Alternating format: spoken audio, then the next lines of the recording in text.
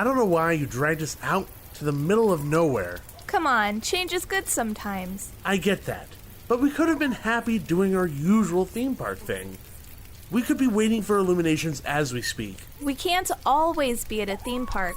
Besides, I think I might have the next best thing. Here, try this.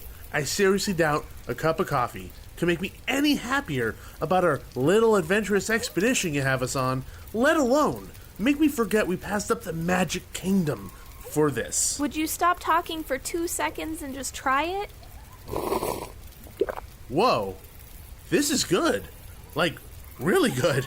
Where'd you find this, Starbucks? Nope, this is Expedition Roasters, the artisanal roasters of specialty pop culture inspired coffees. You happen to be drinking Enchanted Tiki Coconut. Wait, these are theme park inspired? Yep, honestly, it's the next best thing to actually being in the parks. What other flavors do they have? If you want to embrace your inner Haunted Mansion, they have some Happily Never After, which features flavors of New Orleans pralines. And if you want to do your best Dapper Dan impression, you can grab some Main Street USA Colombian. And the best part is that all of their coffees are gluten-free and allergen-free. That's fantastic. Let me see the bag. Whoa, these bags don't look like any other coffee I've seen. That's because each one of the bags has unique custom artwork by guest artists. It makes it a little more fun to display in the kitchen than a boring bag. That's cool. They're almost collectible. We're gonna have to buy more when we get home. Well, since you like this one so much, maybe when we get home we can go to expeditionroasters.com and buy some more great coffee and maybe some fun mugs and shirts, too. This means we can have theme park magic every day of the week. This is the next best thing. Do you feel a little better now? You're caffeinated and you have a little bit of the parks here with you. Much better. Maybe being out in nature isn't so bad after all. But I may prefer the animatronic animals better. This coffee may be the only type of adventure I need in my life. Start your expedition today at expeditionroasters.com and use coupon code DUO15 to save 15% off any purchase of Expedition Roasters themed coffees. Brew your happy place. Expedition Roasters, an adventure in every bag. Hi, and welcome to the Theme Park Duo podcast. Grab your park map, churro, and hop in line with us as we take you on a coast-to-coast adventure through the world of theme parks, haunts, conventions, and more. Now, here's your hosts, Nikki and Gabriel. What's going on, everybody, and welcome back to the Theme Park Duo podcast. I'm Gabe. And I'm Nikki. And we are the Theme Park Duo. Now, today we have a pretty fun episode for you guys, and we're going to be talking theme park nostalgia. So this was something that Nikki and I came up while we were both at our own work messaging each other over G-Chat. Yeah, we were totally working on what we were supposed to be working on.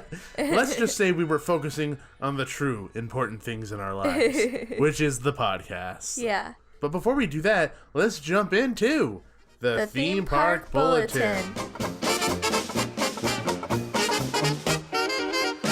So the first thing up for the Theme Park Bulletin is a little news for Universal Studios Hollywood fans, where they're going to be doing a Jurassic Park 25th anniversary event from May 11th to May 12th. So this is for all those huge fans of Jurassic Park out there. So they're going to have a private screening of the film at City Walk with props on display. They're going to have a commemorative lanyard that you get that gets you access to all things Jurassic. I don't know why I said it that way. Live entertainment, themed food, and more, and of course you get access to the ride. Yeah. So that sounds like a lot of freaking fun. Yeah, that sounds really fun. Remember when we got on Jurassic Park and we had the boat to ourselves? That was... Was that the end of the day? We were like the last boat? Yeah, it was like the lower lot closed at like 9, and we were in line at 9, so they let us ride it, but we were like the last people in line. Yeah, we were sitting like in the dead center of the boat. We weren't front row or back row, I don't think. Were we? We were front row, dead center. We were? Yeah, because we took a selfie, and there was no one else in the boat with us. Oh yeah, and we bought the picture. Yeah. So needless to say, we like this ride a lot. So that's really, really cool that they're having that. And some huge news, the fact that there was such high demand for this event. Yeah. They added a third day, Cool. May 13th, and then... That's our wedding anniversary! Yes, it is! Oh, we won't be there. Not that anybody cares who's listening to this, maybe except for my mom. She cares. Shout out. We should say, more importantly, that May 15th is our Walt Disney World honeymoon anniversary. Yes, that's important. That trumps all. Not really. But anyway, and they're also going to have a all-new Raptor encounter exclusive for the event, as well as guests from the film. And a lot of websites that I was looking at say there's the big rumor going around that there's going to be a special announcement for the ride that we've been waiting for. So I'm not quite sure what that means, if they're going to update the ride to Jurassic World, if they're going to change the ride, or just have it rehabbed for a long time. I don't know. What do you think? You kind of just skimmed over the guests from the film. I said it. Yeah, but then you didn't, like, I don't know. That's the most exciting part for me. I don't know who's gonna be there. It might be like Jeff Goldblum. We've met Jeff Goldblum. What if he just, like, rolls up in his food truck? He might roll up in those white pants that he wore when we saw him perform music. Yeah, maybe he's gonna play jazz. He might. While you're riding the ride. Play jazz flute. Yeah. No, he plays the piano. Yeah, I know he plays the piano. Yeah. No, but wouldn't that be cool? That'd be cool. Maybe he might be there.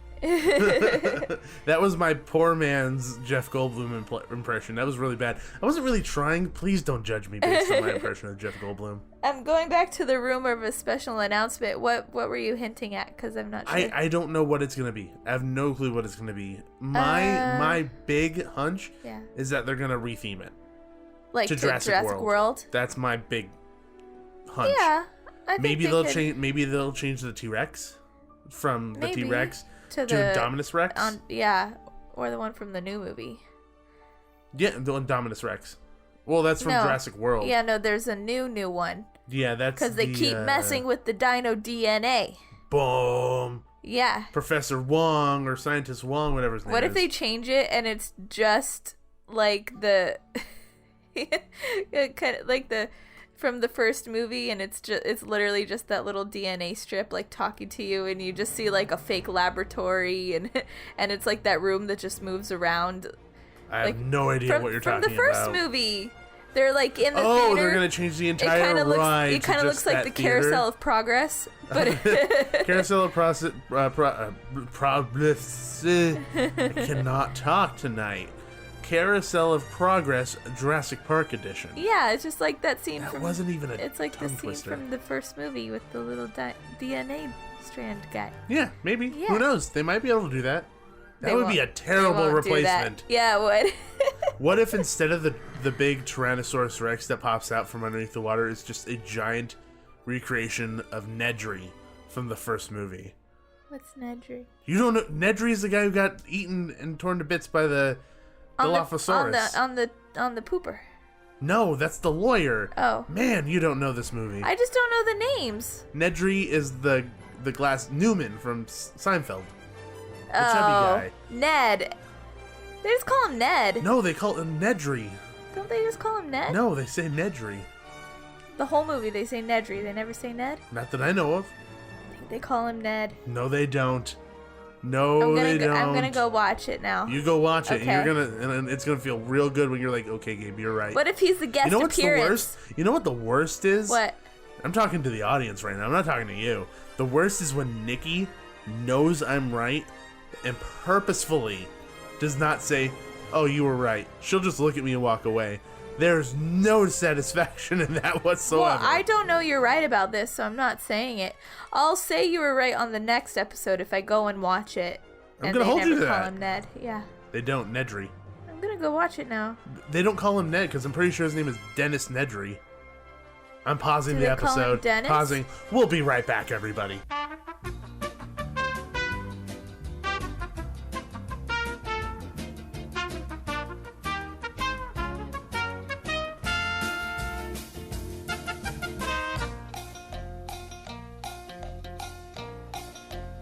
And we are back, and guess what? Gabe was right. Dennis Nedry is his name. That is his name. But until I watch the full movie, I'm not going to be 100% sure. Why would they call him Ned? Why would they call him Nedry? Because they do. That's his last name. So why wouldn't they shorten it to Ned? Because people don't shorten each other's last names. They only shorten the first name. Like Gabriel, Gabe, Nicole, Nikki, Robert, Bob. They don't say Montoya, hey Mon, get over here. Richard? Only Jamaicans. Richard? Richard Dick? Yeah. What about it? I just wanted you to say You just that wanted me to say part. Dick. Yeah. You are inappropriate and childish. I always found that the most awkward shortening of a name ever. Dick. Like, I don't understand it. I don't either. I really don't. It doesn't even make sense. I don't get it. I have no idea. It should be like Rich makes sense. We're way off topic. Chard makes a little bit of Chard? sense. It's like So instead of Richard, you're like, yo, Chard, get over here. it's like Topher Grace. It's like taking Christopher and taking Hey, the last. Fur. Hey, Fur, get over here. No, Topher. Topher, Christopher, short for Christopher? Yeah.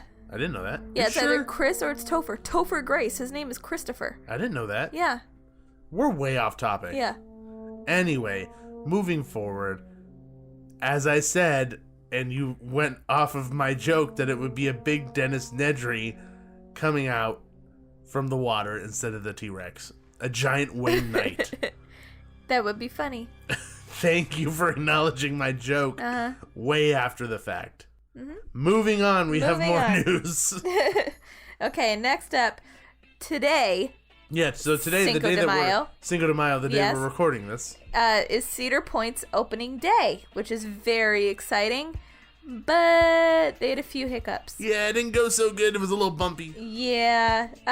Steel Vengeance, their new RMC, bumped into another train that was parked at the station, so they weren't going very fast. Yeah, But that's still something that shouldn't happen. especially on a ride that's brand new. Yeah. That just opened literally the same day. Yeah. So maybe they're new at it. Maybe they just don't know how to work the buttons yet. I mean, they went through training. That shouldn't be happening. Yeah. So it was closed for a while. Yeah, but If also not the rest of the day. But also opening day, there were a few other ride closures as well. So Millennium Force, Valraven, Maverick, Gatekeeper, Magnum, and Wicked Twister were all closed. I said it fine. So if people are wondering why I'm laughing, we've paused a couple times because Nikki can't say Magnum. What did I say? She keeps saying Magnum. I'm trying my hardest. It's impossible for you to say it. Magnum. There you Okay. go. It's just like the look that Derek Zoolander gives. It's the same name. I understand. Not I know it. Magnum. I see the word on the paper. I read it. I have no control how it comes out. Maybe I have an impediment. What? I have an impediment No, it's like with Magnum. No, I really think I do. No, like you remember when the movie Wonder came out? You kept saying Wander. I kept saying Wander. Like you were wandering around. I can't wait to see the movie Wander. Yeah, I also said It's like you had an accent. Wander. Yeah, so maybe it's just a little bit of an issue I have with vowels. That's all of the English language. Just say it with me. Magnum. Magnum. Magnum. Magnum. Not Magnum. I still don't think I said that, but Magnum. Nom, nom, nom, nom, nom, nom. Okay. okay, all So- those rides are closed. Yes. That's a lot of rides. All those for rides were opening closed. day. So opening day was a little rough for them Yeah. today. Yeah. So hopefully they'll be getting all those rides online back soon so that people aren't going to show up on opening day and then it'll be closed. So hopefully they'll be open in the next couple of days. Yeah. I know that they were testing Valraven with the water dummies in there, so that's a good sign. Yeah. That means they're close Yeah, to safety getting first. everything back online. Yeah. So anyway, outside of Nikki's speech impediment, let's get back. I was trying my hardest. Let's get to today's main topic, which is theme park nostalgia. So everyone has memories of theme parks. Everyone has those particular memories in their head that they remember, like their first visit to like Disneyland or Knott's or Six Flags, their first roller coaster, their first time on a particular ride and things like that. And that all really plays a deep role into the way people look at theme parks. Yeah, I mean, it's really, it's kind of like there's two types of nostalgia really that you are dealing with. It's like there's people's need to relive a past childhood happy memory time in their own lives, trying to relive it, recapture. But then there's also nostalgia in the sense of like people wanting to relive what they feel was a real like nostalgic great time just in history. So that's what I think when I see like basically a fan-made event like Dapper Day, or even just Main Street in general, like Old Town, Americana, 1920s, 1930s. Yeah, it's just that sense of like, not sure if that's the right date here. Throwback. It doesn't matter. And it just just that sense of like a more peaceful time, a calmer time, And I know what you mean, because when we went to Epcot, the thing I kept throwing around, what I was saying was, it feels very nostalgic. Yeah. And it's not like I have memories of Epcot that make it nostalgic for me. Yeah. The style of Epcot, the music, the way it's presented, feels very nostalgic. Yeah. It's dated in a very good way. Yeah. So that's something like that, as opposed to feeling nostalgic about a ride because of my good memories of going on that ride. Yeah, so that's what I mean when I say there's two different types of nostalgia that people kind of turn to when they go to a park.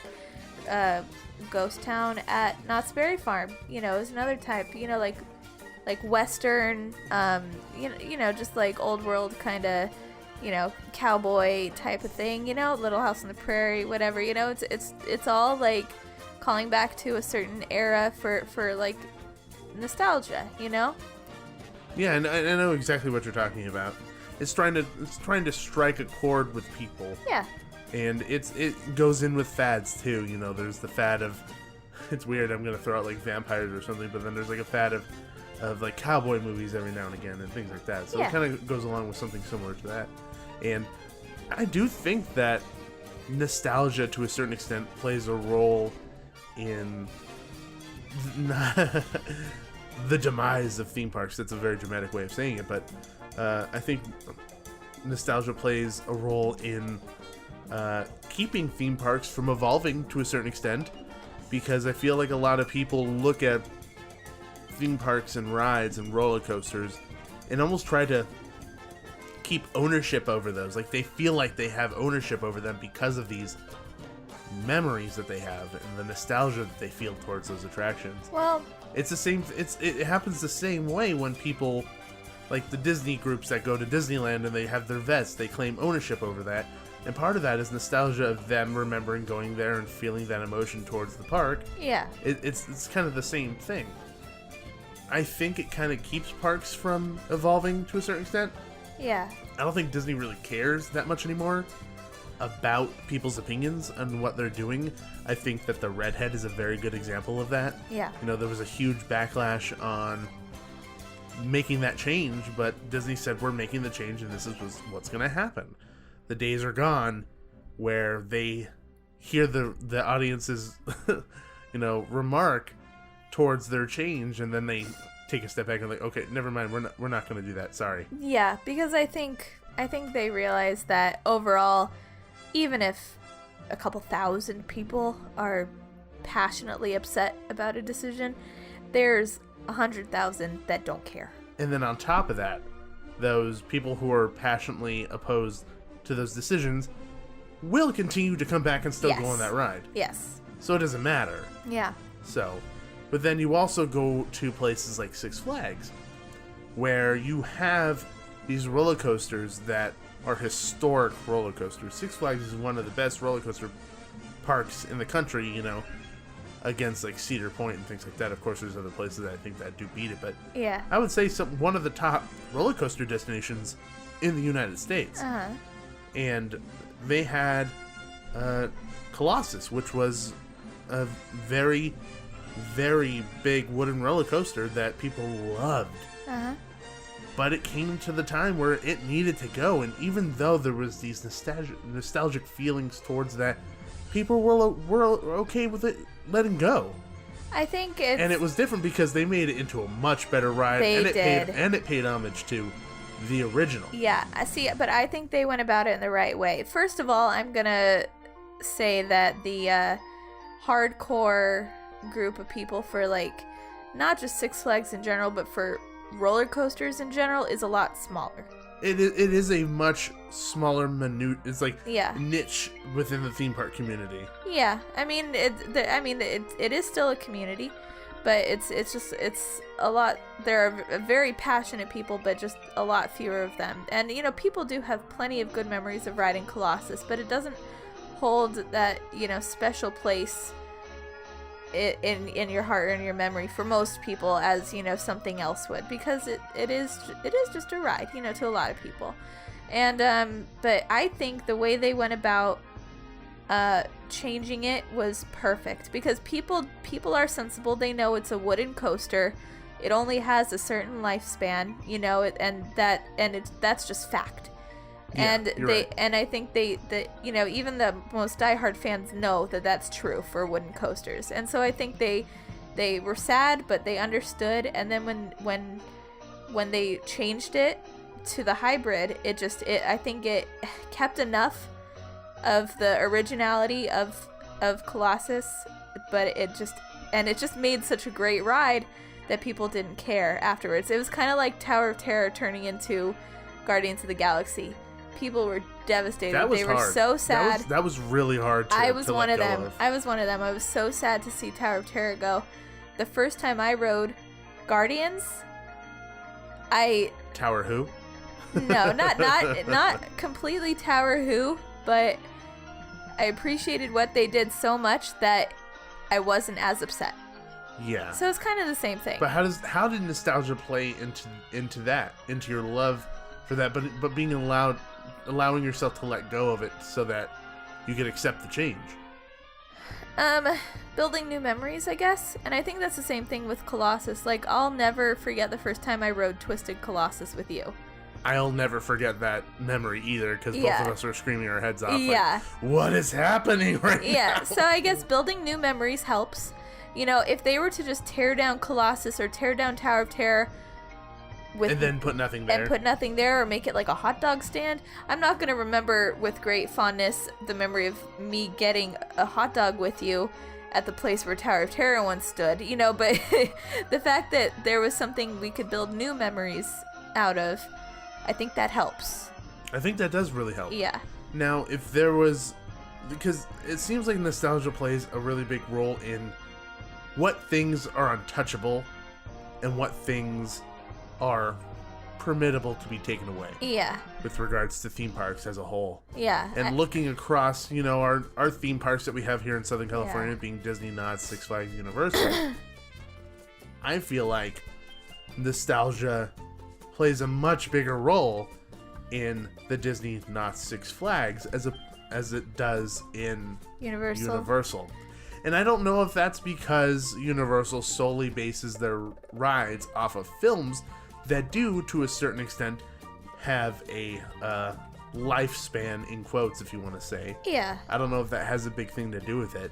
Because for me, when Back to the Future left, that was my Tower of Terror. Oh, yeah. That was very painful for me it to was say awful. goodbye to that ride.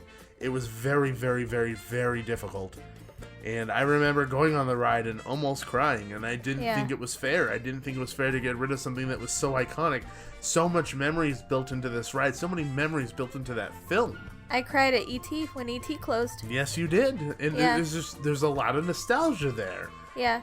But I don't think it plays as big a role because of those films. I think the film aspect kind of keeps it from getting to a place of, I almost want to say, like, golden age of rides, where it's like, these are untouchable. Well, I think with Universal, you attach more of your fondness to the films rather than the ride. The ride is like a You're vehicle for you 100% to right. experience more of the film. The only thing that I think Yeah. is untouchable at that theme park is the tram. The tram is the only thing that I think is untouchable at Universal Studios Hollywood. Yeah, I hope they always keep that in some capacity and it doesn't just end up being a tunnel of Screens. But that's another topic altogether. Hey, look at this 360 3D experience where you get surrounded by all the different characters that Nicolas Cage has played over the years. Yeah, I already don't like the tram as much as I used to, and it's because they just added so much screen time. But, that's my own opinion. And that plays also into our topic, though, because we have memories of being on that tram and experiencing, at least I do, I can't speak for you, but I have memories of being on that tram as a little kid, going through King Kong, seeing King Kong life-size real in my face.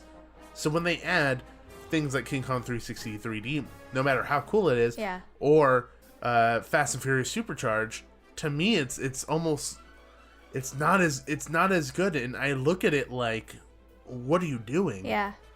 Because my nostalgia for that portion of the tram supersedes any change. I miss King Kong, but that burned down. What can you do? I miss the bridge. I also miss that mummy tunnel. I miss the mummy tunnel. I miss the you kind of go down into like the lake, and then the water, the divide of the water. The dividing of and then the water like floods, which was right next to the miniature set for King Kong. Yeah, I miss those things, and for them to take away so many practical things and add 2 screens, I think the tram has lost a lot.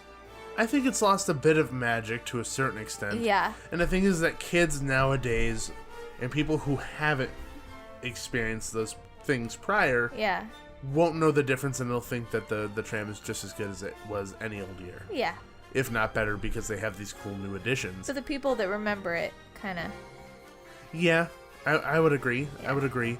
So I do think that to a certain extent, nostalgia doesn't have so much of a say at Universal, just based on the way that their rides are designed with regards to the films. And I think you were right. Yeah. I think you're right. The nostalgia plays with it sits with the films as much as it does with the ride. On the same note, I feel like nostalgia plays a big part. And yes, it is because of the films, but I think nostalgia plays a big part into why the Wizarding World of Harry Potter is so successful. Yeah. And it is because of your nostalgia, not with that land, because it's pretty much brand new. The property. But it's from the property. And I don't think that's necessarily taking away from the property. Or from the land, but I think it's the reason why. But it is nostalgia. That is definitely why. And that's definitely not saying that you can't build nostalgia over the experiences in any of these. Yeah. Because for me, one of my favorite ride of all time is the Indiana Jones Adventure in Adventureland at Disneyland, California. Uh-huh. That is my favorite ride of all time.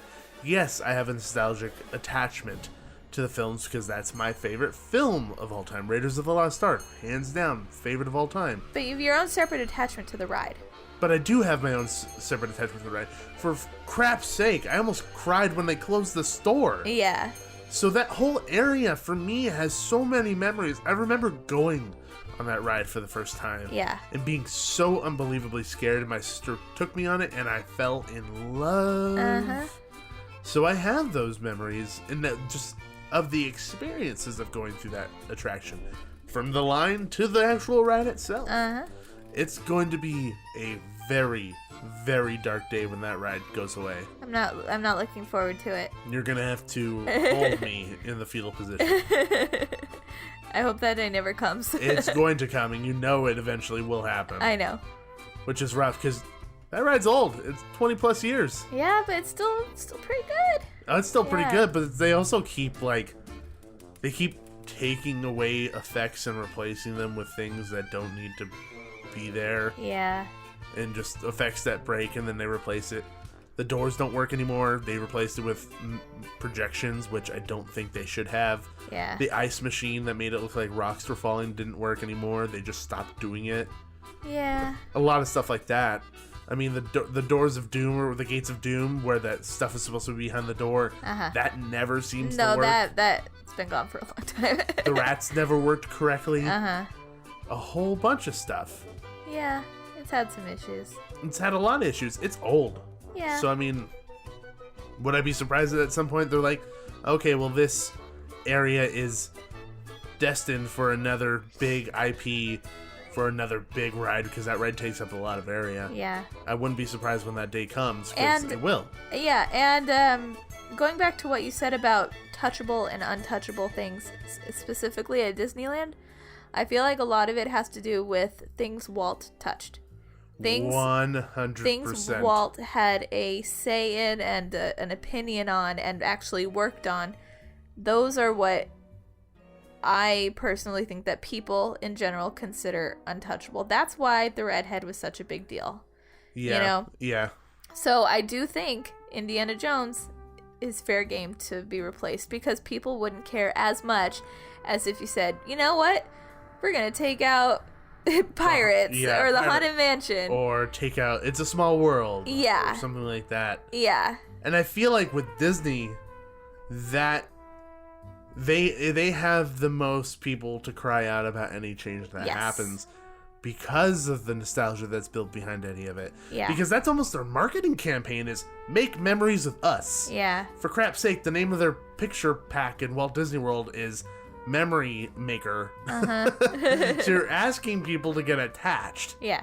And then you just tear it away and don't care, and it's painful. Yeah. So I feel like it happens more there than anywhere else. It does. I would be remiss without mentioning all the memories I have at Disneyland. Oh yeah, so many. I mean, I proposed to you at Disneyland. We announced that we were having a kid at Disneyland. We announced the gender we had of our child at Disneyland. The girl, by the way. Boom. Boom, roasted. Boom, girl. It doesn't work. No, it doesn't. No. They do that at work sometimes. They just take my saying and add different things. Add words. Boom, Gabe. They say that a lot too. Boom, spaghetti. That works. Boom, dinner. Boom, Disneyland. Yeah. Yes. So, so many memories built there.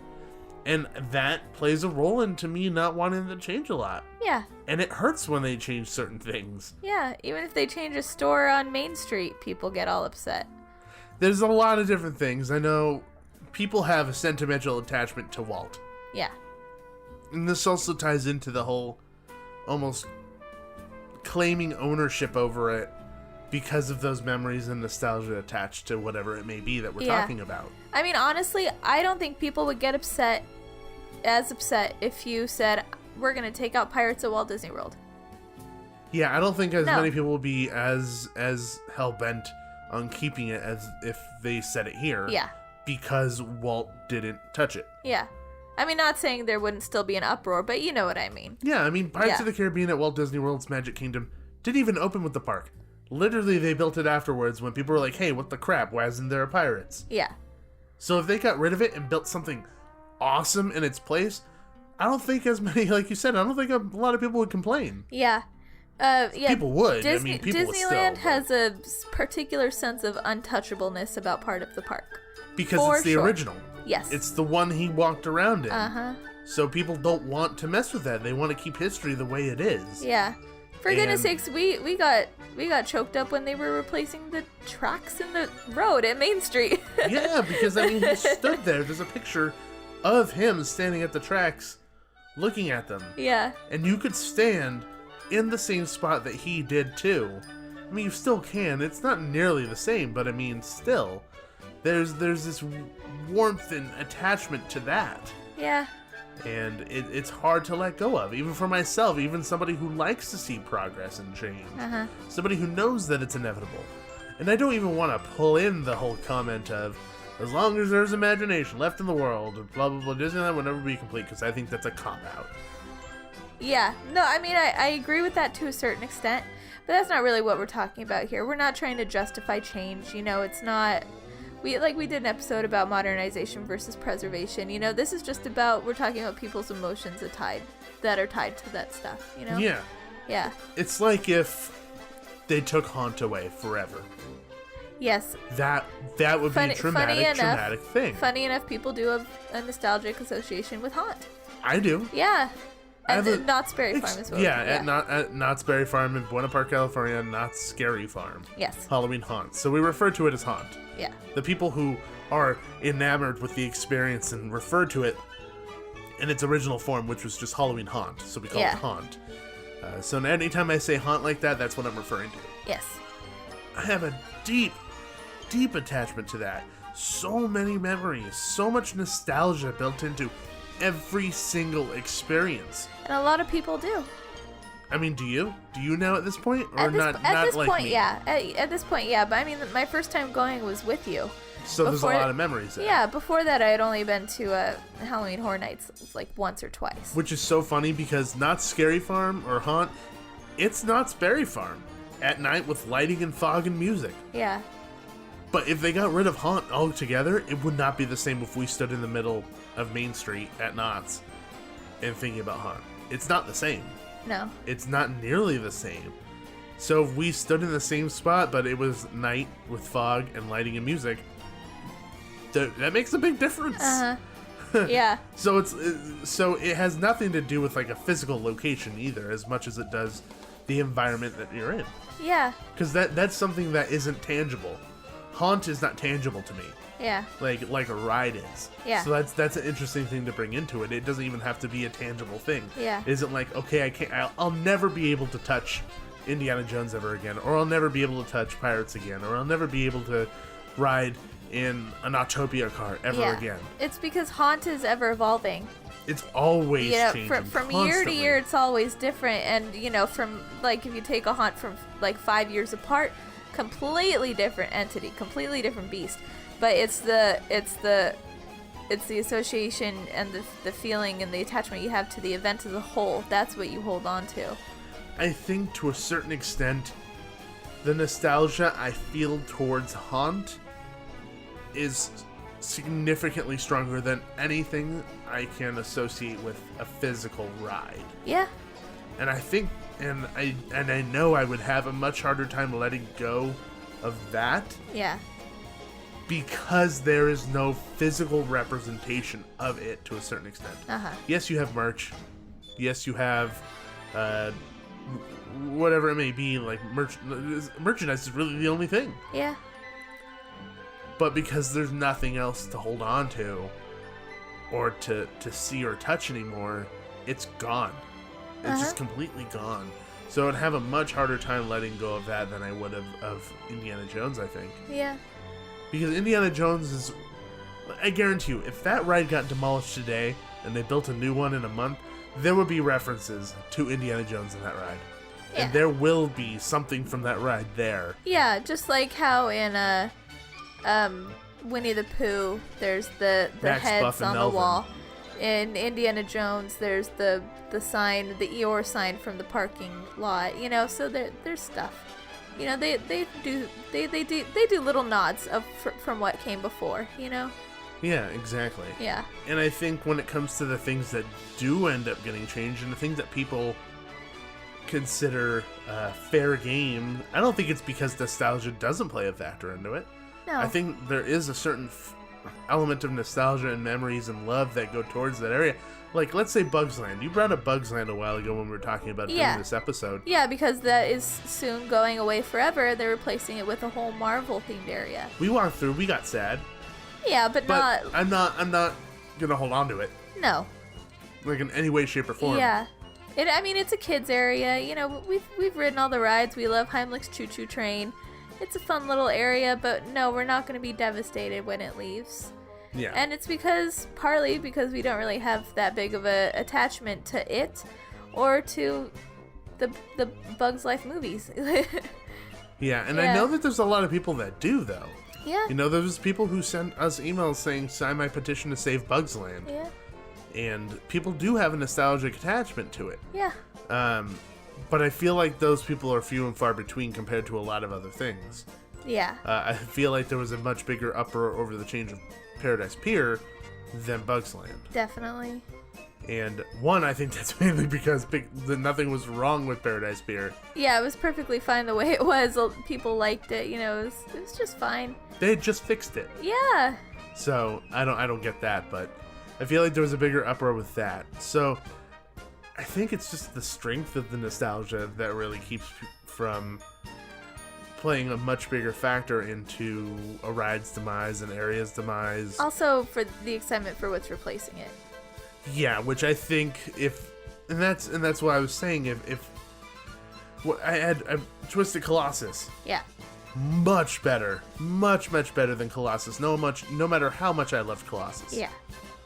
Marvel themed area, Gonna be much better probably than much better Heimlich's than. Choo Choo Train. Hey, whoa! I wouldn't go that far. I was just about to say Bugs Land. Heimlich's Choo Choo Train is. Well, you were is saying ride royalty in my opinion. you were saying that they should just like slap an Avengers logo on the side keep of the on the side of Heimlich and just leave that there. Yeah, just leave it there. Just he's part of the Avengers. Yeah. Oh, I'm part of the Avengers now. You totally should keep that. That'd be funny. Watching Avengers 4, he's just gonna be like flying in the background and land on Thanos' head. He doesn't fly. Yeah, he grew wings at the end of the movie. Oh, he did. Yeah, remember? They were itty bitty little wings. And Ant-Man, Wasp, and Heimlich. That has to be the sequel to Ant-Man and the Wasp. Ant-Man, the Wasp, and Heimlich. And Heimlich. Just imagine them like in these cool poses, and Heimlich's just like this chubby caterpillar. In the background, In the like, background. hello. I can't get up there where you are. I'm like a bumblebee, physically impossible. Yeah, I like Heimlich's Choo Choo Train a lot. I think it's ride royalty. It'll forever be in my memories of Bugs Land. Yeah. But I'm not. I don't care enough to see it go. I have a lot of memories attached to it for sure. Yeah. But what's replacing it is going to be significantly better, I think. Yeah. And something that's much cooler and something that I would rather see. Yeah, definitely. So, I was just about to make a reference to the Avengers Infinity War, and I held myself back because I did not want to spoil anything. Because I know a lot of people were going to get really mad at me if I did that. Yeah, even though this episode comes out a good bit from when the actual movie came out, people still haven't seen it. Yeah, Yeah. exactly. So we don't want to spoil anything for anyone. Yeah. But man, you're gonna die when Batman makes his cameo. It's awesome. Yeah. So, but other than that, don't want to spoil too much else. But I just think it's really interesting to kind of point out how each theme park kind of has its almost untouchable attractions and its allowable attractions to a certain extent. Yeah, and each theme park has one. Yeah, and it like touching back on Knott's Berry Farm because we haven't really talked about it that much. I feel like they have kind of the same thing, and I do feel like they're trying to build it up with Walter Knott. Oh yeah, And they're playing. What they've been doing is they've been playing into their history a lot. Yeah. Which really drives the nostalgic feel. Yeah, and if you go back and you listen to our episode with Jeff Tucker about the history of Knott's Berry Farm, for me personally, that opened my eyes to a lot of stuff that I look at differently now whenever I go. You know, like the bottles that Walter Knott put in the ground himself to make like this little pathway, or the mural, or his original signs that you could tell were original because the way they were raised and how he wanted them. Those little things, like, to me, made a big difference when we were talking to Jeff, and it's things that I will never look at the same when I go there.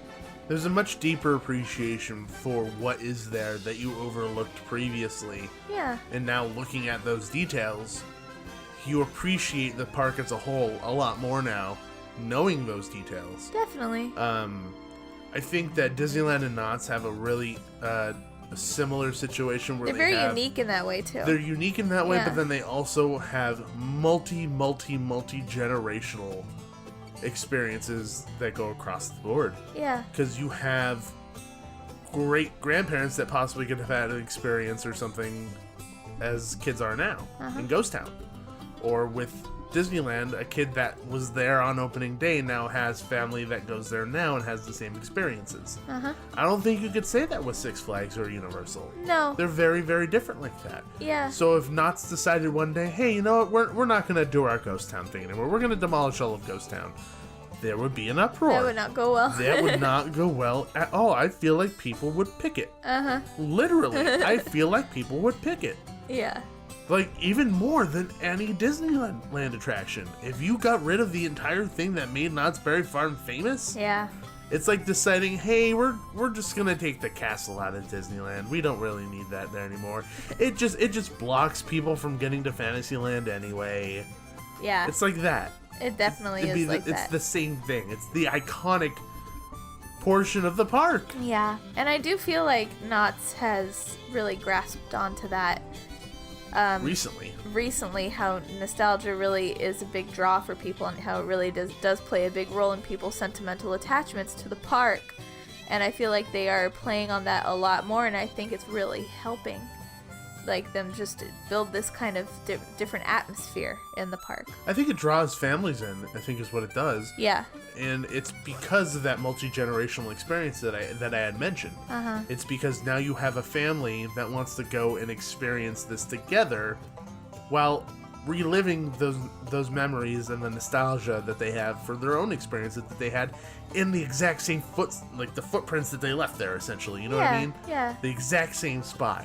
Yeah. Because unlike Disneyland, Ghost Town has not been changed much. Pretty much it's the same, yeah. So you could go stand somewhere that was the exact same spot and things haven't been changed. Uh-huh. Disneyland has gone through so many different changes. And same thing with Universal, same thing with Six Flags. So many changes to the point where if you brought somebody that was from a long time ago, that's such a stupid way of saying it, somebody who's older who experienced it, they would come back and recognize things, but it would be different for them. Yeah. I think more so Universal and Six Flags than Disney, because I still think there's a little left there, because the rides have a big portion to do with that. But I like the idea of playing off of nostalgia. I also think it's incredibly smart. Yes. As a marketing tool, nostalgia is probably your strongest asset and strongest tool in order to get people in. Yeah. So I think so. When it comes to Six Flags, I think they could benefit from that if they wanted to try to do something like that. Yeah, I just definitely. don't know how they could. It's more in their events. Even Disney's doing more of that now. They're doing the Disney After Dark, where it's like retro Disneyland. Yeah. No, they are. They're definitely retro Disney, like Disney After Dark, was their response to Dapper Day. They're taking the events that the fans kind of did themselves and making it profitable for them. Nothing will be better than Dapper Day unless they recreate old Disneyland. Yeah. That's the problem. And to do that, okay, this was my problem with that whole Disney After Dark. You're not recreating, like, the sense of an old experience at Disneyland unless you cut how many people you allow in by, like, half. And they're never gonna do that. So we didn't go to the Disney After Dark thing. No. I saw pictures and stuff. It looked cool. I think what they need to do is it feels like a money grab to me. Yeah. It'd be different if it were a really good representation of what it felt like to be at Disneyland a long time ago. Yeah. In that meaning, all new costumes, putting the Dapper Dans in the original costumes. They pass out ticket books. Passing out ticket books, putting like the policemen back with their their old uniforms. Push. Not even Push. I'm talking about like way Way back. before Push. Way before Push. You know, all of that. Bringing back even like Rex. Yeah. Like even if it doesn't make sense, putting the old Star Tours back in or something. I don't care. But Yeah. even if Rex's voice comes through C-3PO, I don't care. I get to see the old Star Tours. That's freaking awesome. Yeah. You know, stuff like that, or anything. I would even be okay if they brought back the Native American village for one night. Yeah. Like, I would be okay with that because it's something that they had. Mm-hmm. And I think it would be really cool to see it again. And that's why people want to go to those events. That's why people feed into that, is to relive it one more time. They don't want to let go. Yeah. And I wouldn't want to let go either. Uh-huh. I would want to relive those moments as much as I could. If I haven't seen something for 30 years or something, of course, hell yeah, I want to see it again. Or they just want to experience something that they never experienced, what they feel like the most idealistic time to visit Disneyland would be, you know? Yeah, and I think if Disney really wants to execute that and make the nostalgic draw to people, they need to put more money into it. And cut their limit the amount of people who come in. I think that's a big one. Because honestly, the most different thing about Disney now and Disney 30 years ago is the amount of people that go in there in a day. You want to know what would really make it like Disneyland in the olden days? The ticket prices? $1 to enter, and you have to pay for ticket books. Yeah. And you would have to limit it. Yes. I saw an old picture online of the ticket prices at Disneyland, and it said something to the effect of, like, because of taxes and stuff, we're passing the savings on to you. And, like, tickets were cheaper, and then underneath it was, like, government and clergy member discount tickets, too. So I thought that was funny. That is funny. I think nostalgia has a proper place in the theme park realm. Yeah. And I think it always will. Because it's important to have nostalgia there to remember where you came from, as well as allowing people to still relive those memories. I think that's really important. Yeah. Really, really important. And if someone were to get rid of those experiences altogether, I think it's a huge mistake. Yeah. That's my opinion. And will I still be sad when Indiana Jones closes, regardless of whether or not I'm okay with change? Yes. Of course you will. But I'm excited for change. I'm excited for all that stuff. And I think nostalgia allows for that as well, because you have to take into account those experiences you had and all the new experiences that are being built for kids that were the age that you were when you had those memories. Yeah, I know we'll have a whole different set of experiences and memories and attachments when we bring our daughter to Disneyland and to Knott. It's going to be very different. Yeah, but we'll be building our own nostalgic memories from that time period, and she'll be building hers. Exactly, yeah. And I want her to... I would want her to build those nostalgic feelings over those things herself, and she may build them over very different things than we do. Definitely. So I find it really interesting, one, how people kind of attach themselves to different things, and two, how big of a role this really does play within the theme park world. I think it plays a bigger role than most people realize. Negatives and positives, for that matter. Yeah. I do think it like, people don't really realize it. They're just like, oh, I like this ride, but they never really stop to think about why. Yeah, or, it's because of the memories attached to it, or because you really like the layout, or, whatever. People don't really think about it, So I think it's a little bit of, I thought about things a lot differently just once I started thinking about what we were going to talk about this episode. Yeah. Yeah.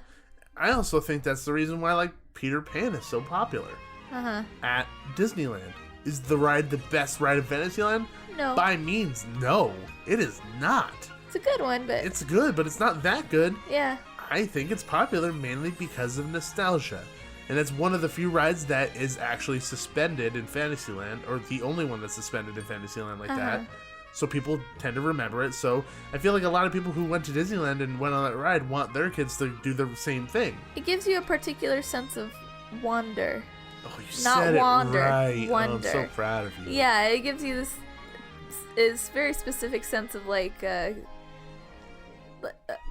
just fun fantasy feel, more than... I mean, I have memories of it. Yeah, more than, like, the first time I had no idea what I was expecting, and the first time, we went up in the air, and, we're over London, I was like, oh my gosh, So I have that memory, too. I have that attachment to that ride, and I think that's what people remember, and they want to relive when they go on that sense of awe and just fascination, and that's why I feel like that ride was so much more impactful than Snow White's Scary Adventure or Mr. Toad's Wild Ride. It's just there's a special feeling attached to it. Yeah. And so people aren't like, that's the best ride ever, it's my favorite ride. It's what they really are going back time and time again for and waiting 90 minutes for is that memories. feeling, and also just making sure their kids get that same feeling, so they wait in line with their kids, and that's what it's all about.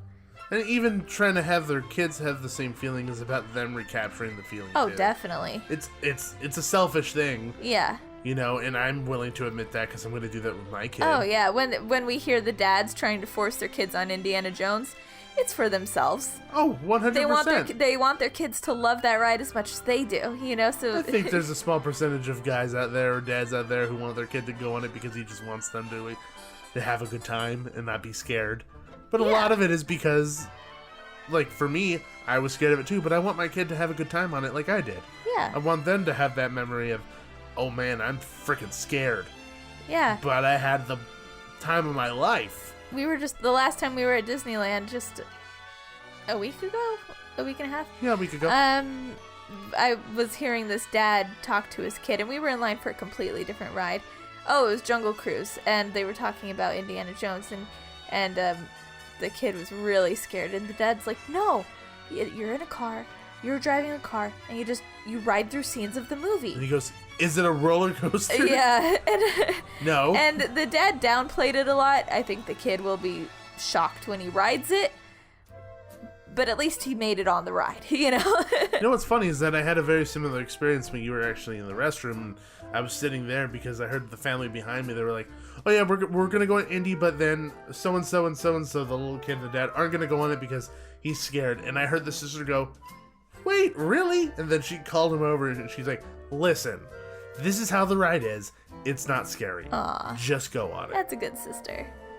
And it's things like that to build those memories, you know? And also because I think, one, she genuinely wanted him to go on it so that he can experience everybody. But then, two, it's also that he can make his own memories about going on it. Yeah. I think when it comes to theme parks, nostalgia plays a role in every single decision. It's like subconscious. People don't realize. I don't think anybody realizes, but I Yeah. think nostalgia and memories and attachment things play a huge role in every single decision that you're making when you go there. Yeah. And I think it's different if you grew up there or if you've never been there before. I think it plays a very different role. So I'm not saying it's everybody, Oh, but yeah, I think definitely. I think people who have memories of Disneyland, of when they were little or when they were a teenager or when they were a young adult or whatever it may be, and you're going back with another group of people, subconsciously, you're trying to relive those memories to a certain extent. Yeah. And I mean, that's what people do when they watch fireworks as well. And when they watch a show, whatever it may be. Yeah. Watch the stunt show at Knott's. Watch Waterworld. I mean, Waterworld is something that's been there for a long time, and I have a little bit of an attachment to that thing. Yeah, I love Most of my Waterworld. memories are with you watching it. But I think it's partly because I like it so much, too. You love it, and I really love it. love I it. love that you love it. Are you kidding me? Yeah. Because I like it that much, and you want to watch it every time, and I'm totally good with that, because I love it that much. So there's a lot of different things that kind of go in with that. But this conversation could go on for a lot longer. We could keep talking about it. A lot longer, Yeah. but we'll cut it short. It's a can of worms. It's a can of worms, yeah, exactly, because you could keep going and going and going, because there's so many different facets and topics to kind of talk about with regards to nostalgia's role. It's very open-ended. Yeah, it's very, very open-ended, and I think that makes the conversation very interesting, too. Because I guarantee you throughout our conversation, we missed a few things that I guarantee you people right now that are listening have been yelling at the radio the entire time. I'm sure we sparked a few probably thoughts and questions and maybe realizations in our listeners' heads, too. So, I hope that happened. I hope it makes you think about maybe your motivations behind some of the things you do at theme parks. Yeah, and if there's things we missed or there's things that now you want to share because of this episode, send us an email or let us know on social media, on Twitter or Facebook, what you're thinking. How does nostalgia play a role in your experiences at theme parks, whether it be Knott's, Disney, Universal, or Six Flags? Or maybe you just really don't agree with us on something. Especially if Let you don't us agree with know. us, because I'm always really curious. Personally, I think it's more interesting when people don't agree with us, because I want to hear other people's perspectives. As opposed to a lot of other people, I love when people disagree, because I like getting people's other views. Yeah. I like hearing other viewpoints. I'm not the type of person that's like, no, my viewpoint's enough and I think that's right. I like hearing other people's point of view. Yeah. Because it gives you a well-rounded view of the world and how people perceive it. Which is a much different topic than theme parks. But I just operate that way. Yes. But thank you everybody for tuning into this episode and kind of coming along our nostalgic journey of theme parks, kind of discussing how it plays a role. Oh, and quickly before I completely forget, we had mentioned our trip to Disneyland this past week, and a memory that I made was standing in line for frickin' churros, surprisingly. And it was For because... the new Pixar Fest Cocoa Churro. Yes. Which was pretty darn good, but it makes you have a real big hankering for a glass of milk. Yes. Yes.